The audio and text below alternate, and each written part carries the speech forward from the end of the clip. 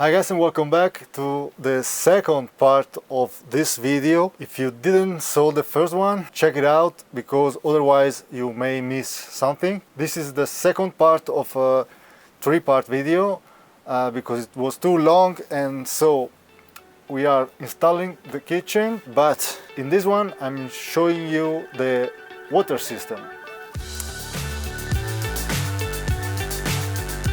Okay, so this is the main component of this filtration system. This is the power for the UV lamp, which is this one. I can actually remove it just for now so I can work a little bit easier. So we have the first, second and third stage, the big ones. Then the water goes into the osmosis membrane, which is inside here. Then come out and goes inside this one, which is a carbon filter. And then there is this alkaline filter to give back to the water some minerals, because this one will remove even the good stuff, you know. So with this we can give the water some minerals back.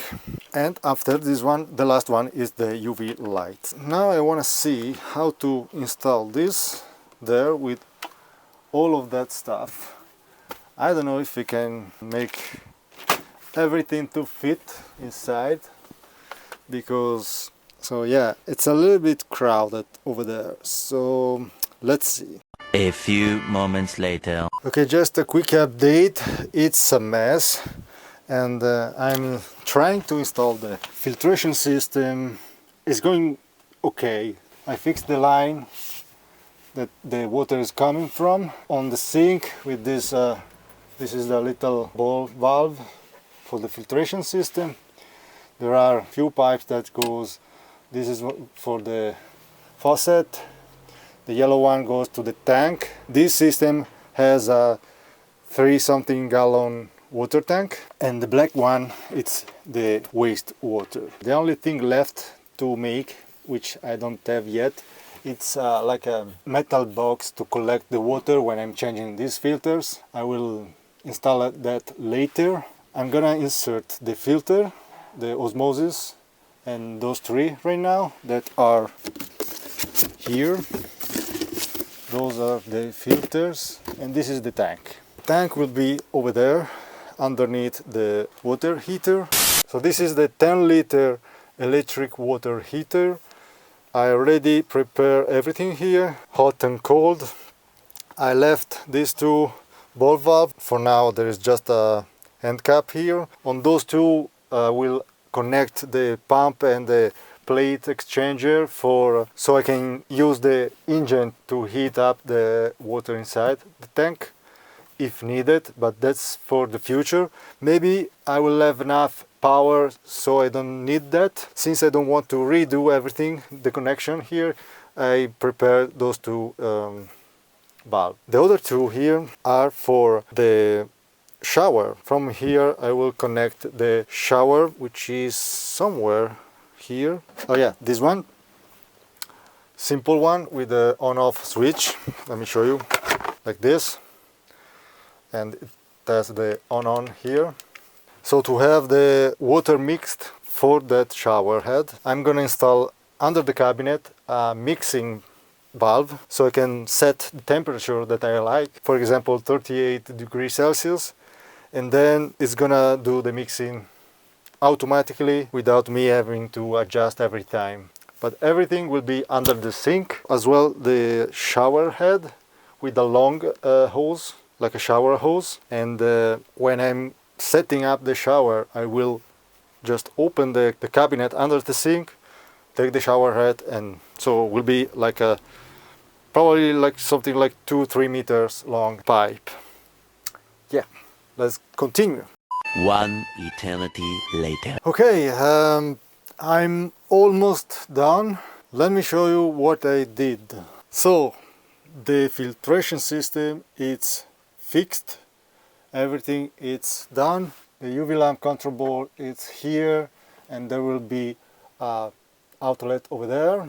The reverse osmosis wastewater, it's plugged in here. I plan In the beginning, when I did the fresh water tank, if you saw that video, I left a connection, a spare one, to reuse the wastewater from the osmosis system and get it back into the tank, because I thought I could still use it, you know, for cleaning dishes and shower. But after thinking about it and checking many videos about this system, I thought it's not worth it, because if you use a lot of water and you keep you know, changing water in the tank, could be fine. But if you're going like for a couple of weeks, if I can stay a couple of weeks with that tank, basically you're making the filters work harder, because the water that's going in is getting dirtier and dirtier from the wastewater of the filter itself. So for that reason I said, okay, I should be able to find water anywhere pretty easy. I don't really know how much water it consumes, but anyway, of course the drain pipe of the sink needs to go underneath the van. That means I need to make a hole over there somewhere. I need to install the grey water tank underneath and check where I can actually make a hole.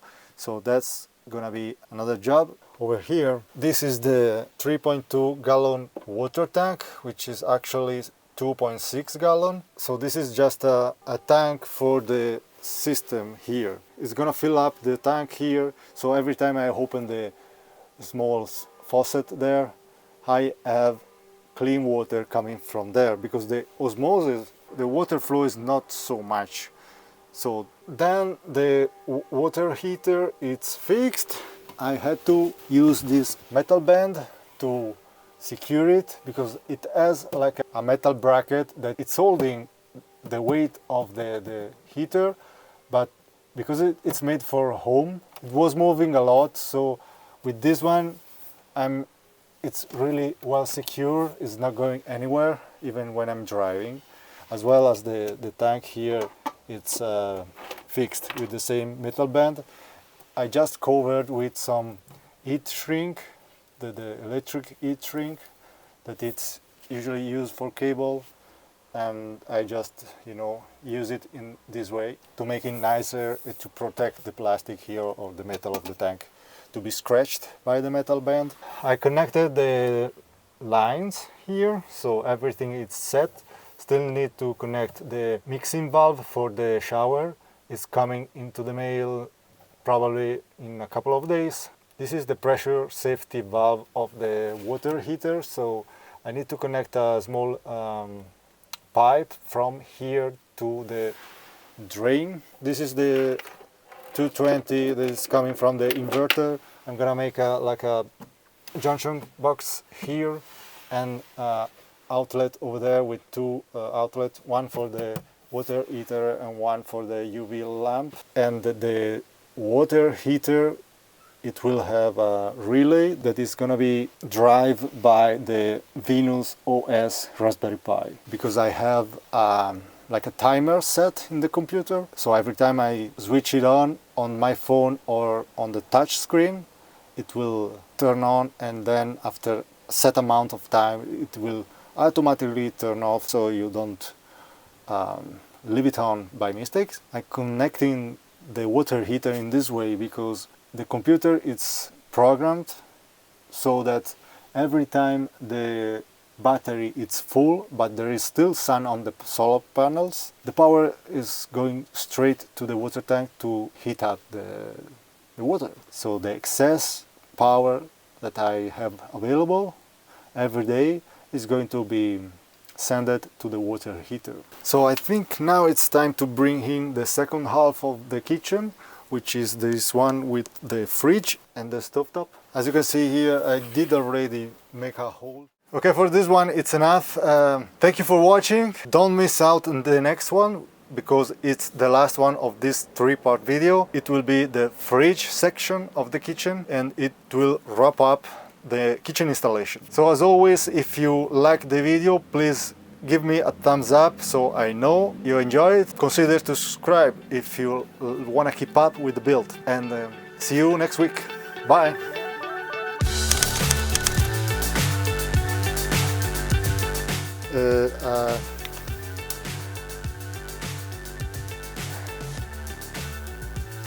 when I'm going to sleep. Ouch! Prova, ma che cazzo parlo? Hypnotized. What's up is down, what's left is right. Chasing stars and holding you